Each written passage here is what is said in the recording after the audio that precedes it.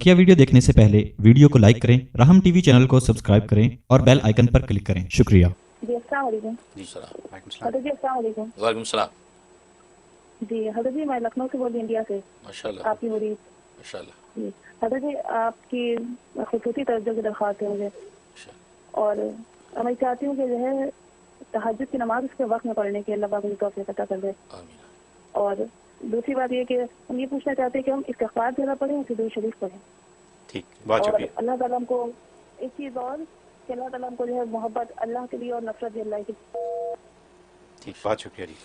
माशाल्लाह माशाल्लाह, लखनऊ से कॉल कर रही है हमारी मुरीद है। अल्लाह तबारक व तआला मेरे ज़रिए से मेरे मशाइख़ सिलसिला का फ़ैज़ आपको पहुँचाए और आपके क़ल्ब को जो है अल्लाह की अपनी मोहब्बत के लिए कबूल व मंजूर फरमाए। बाकी सवाल आपने कहा कि इस्तिग़फ़ार कसरत से पढ़ें या दुरूद शरीफ, मज़े की बात दोनों की ज़रूरत है।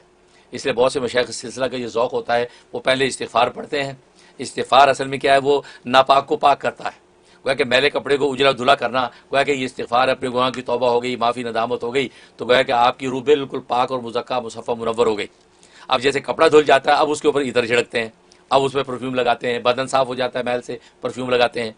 तो गोया कि जब आपकी रूह पाक हो गई, शफ़ाफ़ हो गई, अब उस पर जो है सलातो व सलाम का जो है वो इतर छिड़कते हैं, क्योंकि सलातो सलाम एक इतर है, खुशबू ऐसी है कि जिसकी कोई नज़ीर नहीं। अब उसके बाद वो जो है दुरूद शरीफ पढ़ते हैं। तो बहुत से मशाइख़ का ये ज़ौक़ है कि पहले इस्तिग़फ़ार करते हैं, उसके बाद दुरूद शरीफ पढ़ते हैं, ताकि गंदगी दूर हो जाए रूह की, उसके बाद उसके ऊपर सलातो सलाम के अनवारात छिड़कें।